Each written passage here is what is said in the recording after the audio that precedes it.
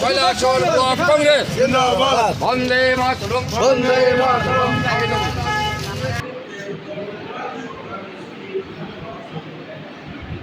বকেয়া ভোট হয়েছে তাদের সুদ ছাড়া বিল বা কর গ্রহণ।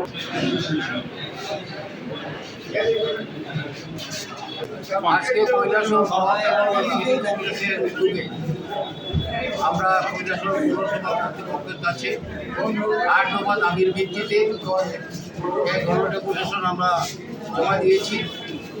দাবিগুলোর মধ্যে উল্লেখযোগ্য ব্যাপার হল যে আমরা শহরে যখন ঘুরি, একটা গাড়ি কন্টিনিউ ঘুরছে শহরে, যে আপনার বকেয়া পুর পরিষদের ট্যাক্স দিতে হবে, নতুবা আইন অনুসরণের ব্যবস্থা হবে। আমাদের বক্তব্য আমরা পুর কর্তৃপক্ষকে জানিয়েছি যে রেটটা এখানে নির্ধারণ করা হয়েছে এটা কিটার উপর ভিত্তি করে, এটাকে মুভেবল প্রপার্টি, ইমুভেবল প্রপার্টি সব কিছু ইনক্লুড করে এই ট্যাক্স আমরা দাবি করেছি। এটা জনগণ মনে করছেন, ভাবছেন যে এটা অত্যধিক চাপ জনগণের উপরে পড়েছে, এটাকে হ্রাস করার। আমরা শহরের পানীয় জলের প্রত্যেকটা ওয়ার্ডে সুবন্দোবস্ত করার দাবি আমরা জানিয়েছি।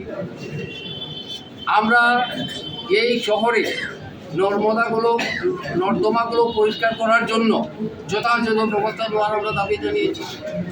2021 সাল থেকে 2025 সাল পর্যন্ত তারা প্রধানমন্ত্রী আবাস যোজনায় দরখাস্ত করেছে, তাদের ভেতর থেকে কতজনকে ঘর দেওয়া হয়েছে, বাকিদের কেন দেওয়া হলো না, সেই দাবি আমরা রেখেছি।